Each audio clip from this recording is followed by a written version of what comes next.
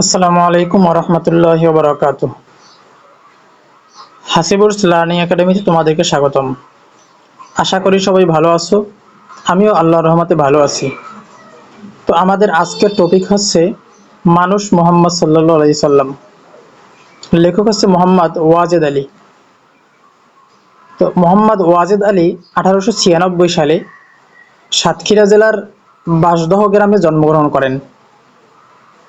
কলকাতা বঙ্গবাসী কলেজে বিএ ক্লাসের ছাত্র থাকাকালীন তিনি অসহযোগ আন্দোলনে যোগদান করেন এবং এখানেই লেখাপড়ার সমাপ্তি ঘটান। এরপর তিনি সাংবাদিকতাকে পেশা হিসেবে গ্রহণ করেন। তিনি মাসিক মোহাম্মদী, দৈনিক মোহাম্মদী, দৈনিক সেবক, সাপ্তাহিক সওগাত, ইংরেজি দি মুসলমান ইত্যাদি পত্রিকায় কর্মরত ছিলেন। তার উল্লেখযোগ্য গ্রন্থ মহামানুষ মুহসিন, মরু ভাস্কর, সৈয়দ আহমেদ, স্বর্ণানন্দিনী, ছোটদের হজরত মুহাম্মদ ইত্যাদি। সহজ সরল প্রকাশভঙ্গি তার রচনার অন্যতম বৈশিষ্ট্য। তাহলে তার রচনাগুলোর মধ্যে একটা সহজ সরলভাবে সে প্রকাশ করছে সবকিছুই। স্বাস্থ্যগত কারণে তিনি 1935 সালে কলকাতা ছেড়ে বাঁশদহে ফিরে আসেন এবং সেখানেই 1954 সালের 8 নভেম্বর মৃত্যুবরণ করেন। তাহলে 1896 জন্মগ্রহণ করেছে এবং 1954 সালে মৃত্যুবরণ করেছে মোহাম্মদ ওয়াজেদ আলী। দেখি শব্দ অর্থ কিছু দিয়েছে কিনা। বীরবাহু, বীরবাহু মানে হচ্ছে শক্তিধারী, স্থিতধী মানে স্থির বুদ্ধি সম্পন্ন, যার খুব মানে সহজে যে আসলে বুদ্ধি করতে পারে, নিশ্চিন্তে, মানে আসলে কোনো তাড়াহুড়া নেই, স্থির বুদ্ধি সম্পন্ন। ধী মানে বুদ্ধি, রাসূল আল্লাহর প্রেরিত পুরুষ। পরাহিত ব্রতী মানে পরের উপকারে নিয়োজিত। বয়ান মুখের বাণী। গ্রীবা ঘাড়।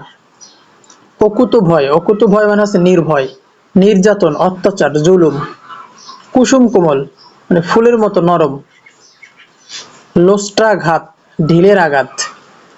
বৈরী শত্রু। ওয়ারাতি এটা অর্থ শত্রু। পৌত্তলিক মূর্তি পূজক। তৃতীয়া ভিজে। সমাচ্ছন্ন অভিভূত। পূর্ণদ্বার ভরপেট। বীরবাহু ওমর মানে ইসলামের দ্বিতীয় খলিফা হযরত ওমর রাদিয়াল্লাহু তাআলা আনহু ছিলেন একজন তেজস্বী বীর যোদ্ধা। মানে ওই যে বীরবাহু আমরা আগেই পড়ছিলাম শক্তিধারী, তাহলে শক্তিধারী যোদ্ধা ছিল হযরত ওমর রাদিয়াল্লাহু তাআলা আনহু। রুধিরাক্ত মানে রক্তাক্ত বা রক্তরঞ্জিত।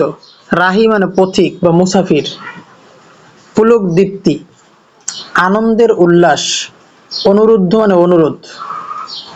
মহামতি আবু বকর এখানে ইসলামের প্রথম খলিফা হযরত আবু বকর রাদিয়াল্লাহু তাআলা আনহুকে বোঝানো হয়েছে।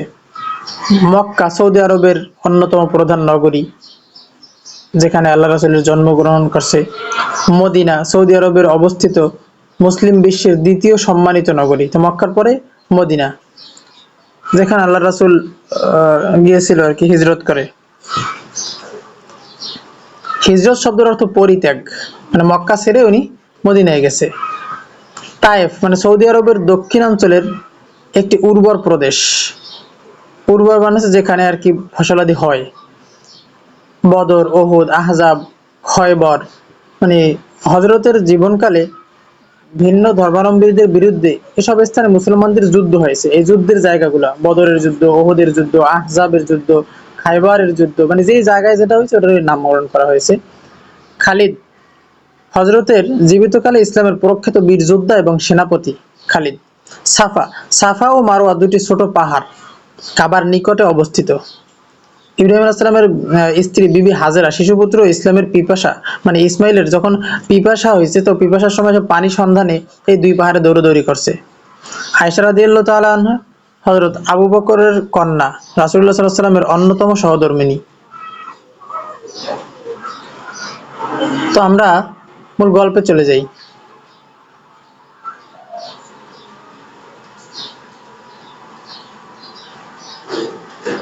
হযরতের মৃত্যুর কথা প্রচারিত হইলে মদিনায় যেন আঁধার ঘনাইয়া আসিল।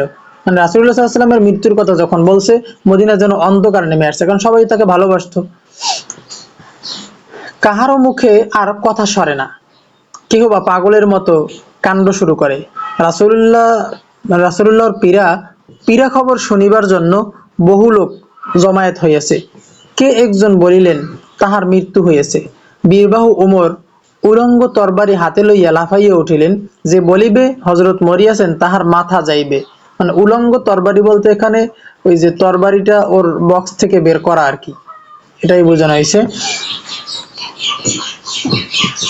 যে যে বলবে যে মারা গেছে তার মাথা যাইবে, এগুলো মানে তাকে ভালোবাসে, এখন মারা যাওয়া একটা বলতে হয় না, বলবে না কেউ, এরকম এটা দুঃখের সাথে আর কি বলতেছে।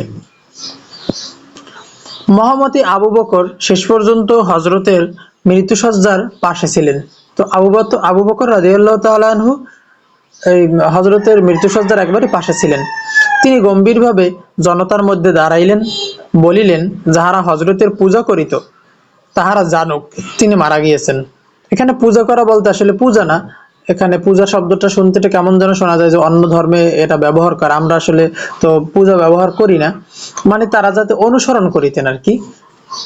তাহলে যাহারা হজরতের অনুসরণ করিত তারা জানুক যে তিনি মারা গিয়েছেন।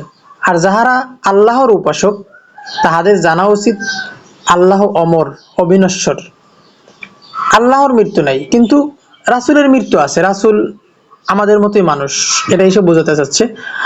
আল্লাহর সুস্পষ্ট বাণী, হযরত মুহাম্মদ সাল্লাল্লাহু আলাইহি ওয়াসাল্লাম বা একজন রাসূল, বই আর কিছু নন। মানে একজন রাসূল তার বেশি কিছু না, সে একজন মানুষ, মানুষের মধ্যে সে আল্লাহর রাসূল। তাহার পূর্বে আরো অনেক রাসূল মারা গিয়েছেন।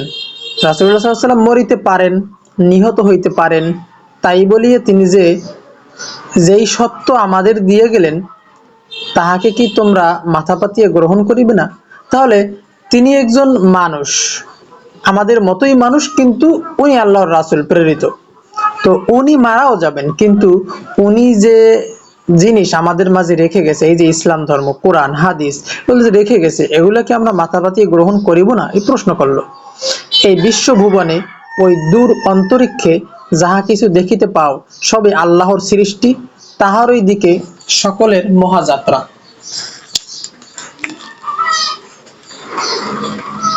হযরত আবু বকরের গম্ভীর উক্তিতে সকলেই চেতনা হইল, মানে সবাই একটু মোটামুটি হুঁশ পাইল আর কি। হযরত ওমরের শিথিল অঙ্গ মাটিতে লুটাইল, তাহার স্মরণ হইল হযরতের বাণী, আমি তোমাদেরই মতো একজন মানুষ মাত্র। তাহলে এর আগে হযরত ওমর রাদিয়াল্লাহু তাআলা আনহু ভাবছে যে না, সে তো মারা যাবে না, সে তো অমর থাকবে, এরকম একটা, তার মানে যে বলবে আল্লাহ রাসূল মারা গেছে তার মাথা আমি আলাদা করে দেব। এখন তার মনে হয়েছে, তাহার মনে পড়িল কোরআনের আয়াত, মুহাম্মদ, মৃত্যু তোমারও ভাগ্য, তাহাদেরও ভাগ্য। তাহার অন্তরে ধ্বনিয়া উঠিল মুসলিমের গভীর প্রত্যয়ের স্বীকারোক্তি, অমর সাক্ষ্য, মুহাম্মদ সাল্লাল্লাহু আলাইহি ওয়াসাল্লাম আল্লাহর দাস ও রাসূল। এই দাস বলতে কেন মানুষ। শোকের প্রথম প্রচন্ড আঘাতে আত্মবিস্মৃতির পূর্ণ সম্ভাবনার মধ্যে দাঁড়াইয়া স্থিতধী হযরত আবু বকর রাদিয়াল্লাহু তাআলা আনহু রাসূলের প্রতি শ্রদ্ধা নিবেদনের সীমারেখা সৃষ্টি করিয়া তুলিলেন।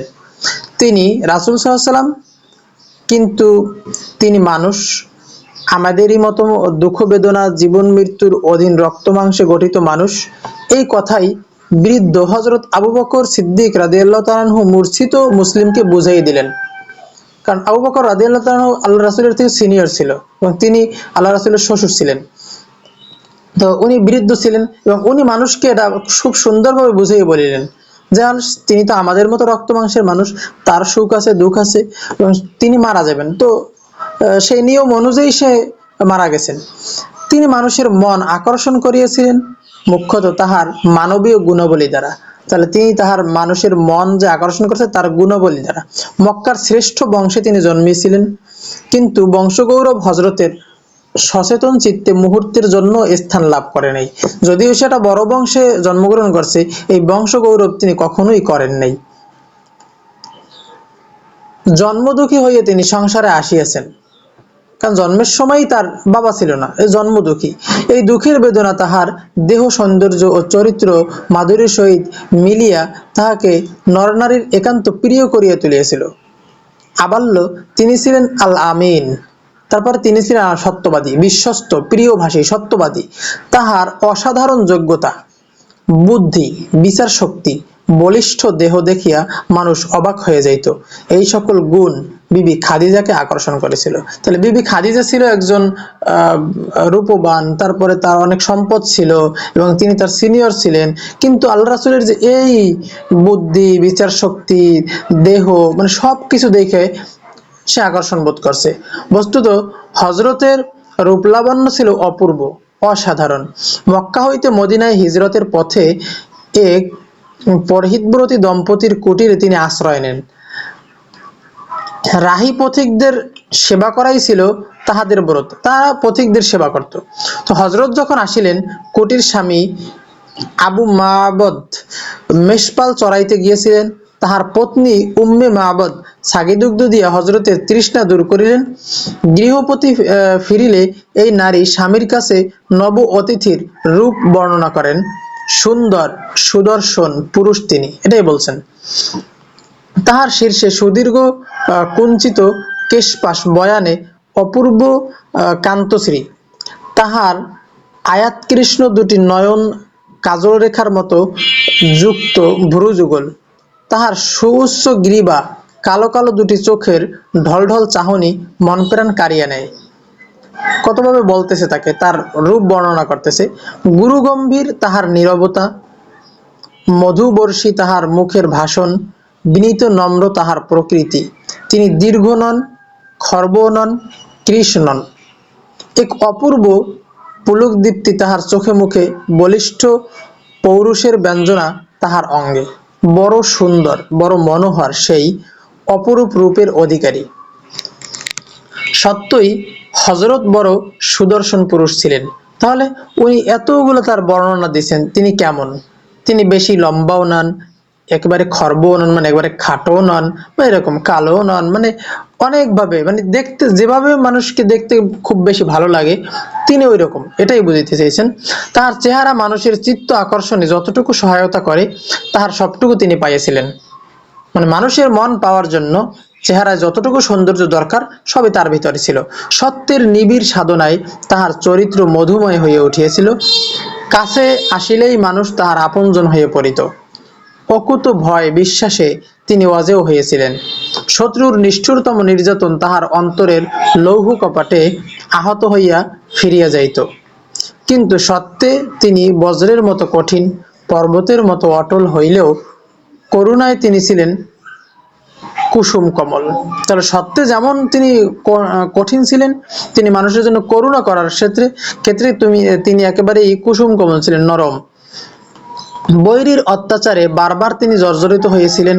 শত্রুর লোষ্ঠাঘাতে, অরাতির হিংস্র আক্রমণে বরাঙ্গের বসন তাহার বহুবার রক্তরঙ্গিন হইয়া উঠিয়াছে। তথাপি পাপী মানুষকে তিনি ভালোবাসিয়াছিলেন। অভিশাপ দেওয়ার চিন্তাও তাহার অন্তরে উদিত হয় নাই। এত তাকে মারছে, তার রক্ত বের করে দিয়েছে, কিন্তু কাহার জন্য তিনি কখনোই অভিশাপ দেয় নাই। মক্কার পথে প্রান্তরে পৌত্তলিকের প্রস্তর ঘায়ে তিনি আহত হইয়াছেন। ব্যঙ্গ বিদ্রুপে বারবার তিনি উপহাসিত হইয়াছেন, কিন্তু তাহার অন্তর ভেদিয়া একটিমাত্র প্রার্থনার বাণী জাগিয়াছে, এদের জ্ঞান দাও প্রভু, এদের ক্ষমা করো। তাহলে সে সবসময় বলছে, তাকে যত মারছে যাই করছে, শুধু তারা বোঝে না, তাদেরকে জ্ঞান দাও, তাদেরকে তুমি ক্ষমা করো। এরকম তো আমরা কখনোই পারি না, আমাদের সাথে একটু হইলে আমরা যা ইচ্ছা তাই বলি। তায়েফে সত্য প্রচার করিতে গিয়া তাহাকে কি ভীষণ পরীক্ষার সম্মুখীন হইতে হয়েছিল আমরা দেখিয়াছি। পথ চলিতে শত্রুর প্রস্তর ঘায়ে তিনি অবসন্ন হইয়া পড়িতেছিলেন, তখন তাহারাই আবার তাহাকে তুলিয়া দিতেছিল। তিনি পুনর্বার চলা শুরু করিলে দ্বিগুণ তেজে পাথর বৃষ্টি করিতেছিল। রক্তে রক্তে তাহার সমস্ত বসন ভিজিয়া গিয়াছে, দেহ নিঃসৃত, রুধির ধারা পাদুকায় প্রবেশ করিয়া জমিয়া শক্ত হইয়াছে, মানে রক্ত বাইয়ে বাইয়ে পইরা তার পায়ের সাথে, জুতার সাথে আটকায় গেছে। মৃত্যুর আবছায়া তাহার চৈতন্যকে সমাচ্ছন্ন করিবার চেষ্টা করিতেছে, তথাপি অত্যাচারীর বিরুদ্ধে তাহার বিন্দুমাত্র অভিযোগ নেই। তিনি একটাই মনে করেছেন ওরা বোঝে না, ওরা আমাকে চিনে নাই, আল্লাহ তুমি তাদেরকে জ্ঞান দাও। রমণীর রূপ, গৃহস্থের ধনসম্পদ, নেতৃত্বের মর্যাদা, রাজার সিংহাসন সবকিছুকে তুচ্ছ করিয়া সেই সত্যকে তিনি জীবনের শ্রেষ্ঠতম সম্বল জ্ঞানে আশ্রয় করিয়াছিলেন। মানে তাহাকে লোভ দেওয়া হয়েছিল যে তোমাকে এই দেশের সব থেকে সুন্দরী রমণী এনে দেব, তোমাকে দেশের সব সম্পদ লিখে দেব, তুমি হবে আমাদের লিডার, তুমি হবে এখানে রাজা, সিংহাসন সবকিছু তোমার, তুমি তবুও এই ধর্ম ছেড়ে দাও। কিন্তু সে তাহাতে একটুও কি তার লোভ হয় নাই। তাহাকে উপহাসিত, অবহেলিত, অস্বীকৃত দেখিয়াও ক্রোধ, ঘৃণা ও বিরক্তির একটি শব্দ তাহার মুখে উচ্চারিত হয় নাই। তাহলে তাহার প্রতি মানুষের যে অবহেলা, অস্বীকৃত দেখিয়ে যে রাগ, ঘৃণা, এগুলোই তো আসলে তাদের প্রতি একটা খারাপ শব্দ বের হওয়ার কথা ছিল, কিন্তু সেটাও তার মুখ দিয়ে কখনো বের হয় নাই। অভিসম্পাত করিতে অনুরুদ্ধ হইয়াও তিনি বলিলেন, না না, তা কখনোই সম্ভব নয়। এই পৃথিবীতে আমি ইসলামের বাহন, সত্যের প্রচারক, মানুষের দ্বারে দ্বারে সত্যের বাণী বহন করা আমার কাজ। তাহলে মাঝে মধ্যে তার মনে কষ্ট লাগতো, কষ্ট লাগলে অনেক সময় খারাপ কথা তার মনে চলে আসলেও সে মুখ দিয়ে কখনোই বলে নাই। তিনি তখন নিজেকে বুঝাইছেন যে আমি তো ইসলামের বাহন, আমি ইসলামকে বহন করে ওদের কাছে নিয়ে যাচ্ছি, তো আমি তাদেরকে বরদোয়া করতে পারি না। আজ যাহারা সত্যকে অস্বীকার করিতেছে, তাহাকে মারিতে উদ্যত হইয়াছে, হয়তো কাল তাহারা, তাহাদের অনাগত বংশধরেরা ইসলাম কবুল করিবে। আপনার আঘাত জর্জরিত দেহের বেদনায় তিনি কাতর সত্যকে ব্যাহত দেখিয়া মনের ব্যথা তাহার সেই কাতরতাকে ছাপাইয়া উঠিল। তিনি ঊর্ধ্ব দিকে বাহু প্রসারণ করিয়া বলিলেন, তোমার পতাকা যদি দিয়েছ প্রভু, হীন আমি, তুচ্ছ আমি, নির্বল আমি, তাহা বহন করিবার শক্তি আমায় দাও। তাহলে তুমি যেহেতু, হে আল্লাহ, তুমি যেহেতু আমাকে তোমার পতাকাই দিয়েছো, তাহলে এই পতাকা বহন করিবার শক্তিও তুমি আমাকে দাও, এই দোয়া করিতেন। বিপদ বারণ তুমি, অশ্রনের স্মরণ তুমি, তোমার সত্য মানুষের দ্বারে পৌঁছাইয়া তাহাকে উন্নীত করিলেন, যাহারা তাহাদের পংক্তিতে আমার স্থান দাও। মানে অন্যান্য নবীরাও তো এইভাবে আল্লাহর ধর্মকে প্রচার করছে যে তাহাদের ইতে আমার স্থান দাও। মক্কাবাসীরা হজরতের নবিত্ব লাভের শুরু হইতেই তাহার প্রতি কি নির্মম অমানসিক অত্যাচার চালাইছিল আমরা দেখিয়াছি। যখন তাহাদের নির্যাতন সহনাতীত হইল, যখন দেখা গেল কুরাইশরা সত্যকে গ্রহণ করবে না, হজরত মদিনায় চলিয়া গেলেন। পথে তাহাকে হত্যা করিবার জন্য তাহার ও হজরত আবু বকরের ছিন্নমুণ্ড আনিবার জন্য বিপুল পুরস্কারের লোভ দেখাইয়া ক্ষুধার্ত ব্যাঘ্রের মতো হিংস্র শত শত ঘাতক পাঠানো হয়েছিল।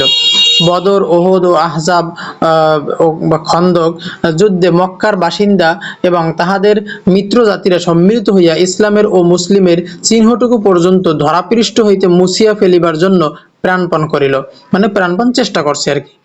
খায়বারের যুদ্ধে হজরতের পরাজয়ের মিথ্যা সংবাদ শুনিয়া হজরতের মৃত্যু সম্ভাবনায় আনন্দে আত্মহারা হইয়া পড়িল। হুদাইবিয়া সন্ধিতে হজরতের শান্তিপ্রিয়তার সুযোগ লইয়া মুসলিমের স্কন্ধে ঘোর অপমানের শর্ত চাপাইয়া দেওয়ার পরও তাহাদের সহিত বিশ্বাসঘাতকতা করিতে চাহিল এবং তারপর হজরত যেই দিন বিজয়ী বেশে মক্কায় প্রবেশ করিলেন, সেই দিনও তাহার সহিত যুদ্ধ কামনা করিয়া খালিদের সহিত হাঙ্গামা বাধাইয়া দিল। এইভাবে শেষ পর্যন্ত যাহারা পদে পদে আনিয়া দিল লাঞ্ছনা, অপমান, অত্যাচার, নির্যাতন, প্রত্যেক সুযোগে যাহারা হানিল বৈরিতার বিষাক্ত বাণ, হজরত তাহাদের সহিত কি ব্যবহার করিলেন। জয়ীর আসনে বসিয়া ন্যায়ের তুলাদণ্ড হাতে লইয়া বলিলেন, ভাই সব, তোমাদের সম্বন্ধে আমার আর কোনো অভিযোগ নাই। আজ তোমরা সবাই স্বাধীন, সবাই মুক্ত। মানুষের প্রতি প্রেম পুণ্যে উদ্ভাসিত এই সুমহান প্রতিশোধ সম্ভব করিয়াছিল হজরতের বিরাট মনুষ্যত্ব। তাহলে তার প্রতি এত খারাপ আচরণ করার পরে উনি যখন ওখানে বিজেতা হিসাবে গেছেন, মানে জিতছেন, তখন তিনি মানে মসনদে বসছেন, তিনি তাদের প্রতি কোনো খারাপ আচরণ করেন নাই। শুধু প্রেম করুণায় নয়, মানুষ হিসাবে আপনার তুচ্ছতাবোধ, আপনার ক্ষুদ্রতার অনুভূতি তাহার মহিমা গৌরবকে মুহূর্তের জন্য ছাপাইয়া উঠিতে পারে নাই। মক্কা বিজয়ের পর হজরত সাফা পর্বতের পার্শ্বে বসিয়া সত্যান্বেষী মানুষকে দীক্ষা দান করিতেছেন। এমন সময় একটি লোক তাহার কাছে আসিয়া ভয়ে কাঁপিতে লাগিল। হজরত স্থিতমুখে তাহাকে বলিলেন, কেন তুমি ভয় পাইতেছ? ভয়ের কিছুই এখানে নাই। আমি রাজা নই, সম্রাট নই, মানুষের প্রভু নই। আমি এমন এক নারীর সন্তান, সাধারণ শুষ্ক মাংসই ছিল যাহার নিত্যাকার আহার্য। মানে আমি ওরকম কেউই নাই, আমি তোমাদের মতোই সাধারণ মানুষ, এটাই বোঝাতে চেয়েছে। মহামহিমার মাঝখানে আপনার সামান্যতম এই অনুভূতি হজরতের চরিত্রকে শেষ পর্যন্ত সুন্দর ও স্বচ্ছ রাখিয়েছিল। মানুষ ত্রুটির অধীন, হজরত ও মানুষ, সুতরাং তাহারও ত্রুটি হইতে পারে, এই যুক্তির বলে নয়, বরং তাহার অনাবিল চরিত্রের স্বচ্ছ সহজ প্রকাশ মর্যাদাহানির আশঙ্কা তুচ্ছ করিয়া লোকচক্ষে সম্ভাবিত হেয়তার ভয় অবহেলায় দূর করিয়া তিনি অকুতোভয়ের আত্মদোষ উদ্ঘাটন করিয়াছেন। একদিন তিনি মক্কার সম্ভ্রান্ত লোকদের কাছে সত্য প্রচারে ব্রতী, মানে সত্য প্রচার করতে গেছেন সম্ভ্রান্ত লোকদের কাছে। এক প্রান্তে বসিয়া একটি অন্ধ, সম্ভবত সে হজরতের দুই একটি কথা শুনিতে পায় নাই, বক্তৃতার মাঝখানে একটি প্রশ্ন করিয়া সে হজরতকে থামাইল। বাধা পাইয়া হজরতের মুখে ঈষৎ বিরক্তির আভাস ফুটিয়া উঠিল, তাহার ললাট সামান্য কুঞ্চিত হইল। ব্যাপারটি এমন কিছুই গুরুতর নয়, বক্তৃতায় বাধা হইলে বিরক্তি অতি স্বাভাবিক। আবার দুঃখী দুর্বল লোকদের হজরত বড় আদর করিতেন, কাহারও ইহা অজ্ঞাত নয়। সুতরাং তিনি অন্ধকে ঘৃণা করিয়াছেন, কাঙাল বলিয়া তাহাকে হেলা করিয়াছেন, এই কথা কাহারও মনে আসে নাই। কিন্তু তাহার এই তুচ্ছতম ত্রুটির প্রতি ইঙ্গিত আসিল কুরআনের একটি বাণীতে। তিনি বিনা দ্বিধায় বিনা সংকোচে তাহা সকলের কাছে প্রচার করিলেন। মানুষ হিসাবে যে ক্ষুদ্রতা বোধ, মানুষের সহজ দৈন্যের যে নির্মল অনুভূতি হজরতকে আপনার দোষ ত্রুটি সাধারণের চক্ষে এমন নির্বিকারভাবে ধরাইয়া দিতে প্ররোচিত করিয়াছিল, তাহাই আবার তাহার মহামান্বিত জীবনে ইচ্ছা স্বীকৃত দারিদ্র্যের মাঝখানে প্রদীপ হইয়া জ্বালিয়েছিল। অনাত্মীয় পরিপার্শ্বের মধ্যেও নিবিড় নির্বিচার ভক্তি, শ্রদ্ধা, স্বীকৃতি ও আনুগত্য তিনি বড় অল্প পান নাই, সে অনেক পেয়েছেন। শত শত বরং সহস্র সহস্র মুসলিম তাহার ব্যক্তিগত পারিবারিক সুখ স্বাচ্ছন্দ্যের উপকরণ সংগ্রহ করিয়া দিতে সর্বদা শুধু ইচ্ছুক নয়, সমুৎসুক ছিল, মানে চাইলেই পেয়ে যাইত উনি। কিন্তু হজরত আপনাকে 10 জন মানুষের মধ্যে একজন গণনা করিলেন, সকলের সঙ্গী সহচর রূপে সহোদর ভাইয়ের মতাদর্শ প্রবাসী নেতার কর্তব্য পালন করিলেন, সত্যের জন্য অত্যাচার নির্যাতন সহিলেন, দুঃখে শোকে অশ্রু নীরে তৃতীয়া আল্লাহর নামে সান্ত্বনা মানিলেন। দেশের রাজা, মানুষের মনের রাজা হইয়া স্বেচ্ছায় দারিদ্র্যের কণ্টক মুকুট মাথায় পরিলেন। তাই তাহার গৃহে সকল সময় অন্ন জুটিত না, নিশার অন্ধকারে প্রদীপ জ্বালিবার মতো তৈলটুকু সময় মিলিত না। এমনি নিঃস্ব কাঙ্গালের বেশে মহানবী মৃত্যু রহস্যের দেশে চলিয়া গেলেন। স্বামীর মহাপ্রয়াণে বিয়োগবিধুরা আয়েশার বক্ষ ভেদিয়া শোকের মাতম উঠিল। মানুষের মঙ্গল সাধনায় যিনি অতন্দ্র রজনী যাপন করিলেন, সেই সত্যাশ্রয়ী আজ চলিয়া গেলেন। শতাকে সম্বল করিয়া যিনি বিশ্ব মানবের জন্য আপনাকে বিলিয়ে দিলেন, তিনি আজ চলিয়া গেলেন। সাধনার পথে শত্রুর আঘাতকে যিনি অম্লান বদনে সহিলেন, হায় সেই দয়ার নবী মানুষের মঙ্গল বহিয়া আনিবার অপরাধে প্রস্তর ঘায়ে যাহার দাঁত ভাঙিয়াছিল, সমস্ত ললাট রুধিরাক্ত হইয়াছিল, আর সেই আহত জর্জরিত মুমূর্ষু দশাতেও যিনি শত্রুকে প্রেম ভরে আশীর্বাদ করিয়াছিলেন, তিনি আজ জীবন নদীর ওপারে চলিয়া গেলেন। 2 বেলা পূর্ণদার আহারও যাহার ভাগ্যে হয় নাই, ত্যাগ ও তিতিক্ষার মূর্ত প্রকাশ মহানবী আজ চলিয়া গেলেন। বিবি আয়েশার মর্মছেরা এই বিলাপ সমস্ত মানুষের, সমগ্র বিশ্বের শুধু সত্য সাধনায় নয়, বরং ঊর্ধ্ব লোকচারী মহাব্রতীর তত্ত্বানুসন্ধানেও নয়, মানুষের সঙ্গে মানুষের ব্যবহারে হযরত মুস্তাফা ইতিহাসের একটি অত্যন্ত অসাধারণ চরিত্র। ত্যাগ, প্রেম, সাধুতা, সৌজন্য, ক্ষমা, তিতিক্ষা, সাহস, শৌর্য, অনুগ্রহ, আত্মবিশ্বাস, তীক্ষ্ণ দৃষ্টি ও সমদর্শন, চরিত্র সৌন্দর্যের এতগুলি দিকের সমাহার ধুলোমাটির পৃথিবীতে বড় সুলভ নয়। তাই মানুষের একজন হইয়াও তিনি দুর্লভ, আমাদের অতি আপনজন হইয়াও তিনি অনুকরণীয়, বরণীয়। যদি তোমাদের ভালো লেগে থাকে আমার এই চ্যানেলটি সাবস্ক্রাইব করবে, লাইক, কমেন্ট, শেয়ার করে সবার মাঝে ছড়িয়ে দিবে। থ্যাংক ইউ সবাইকে।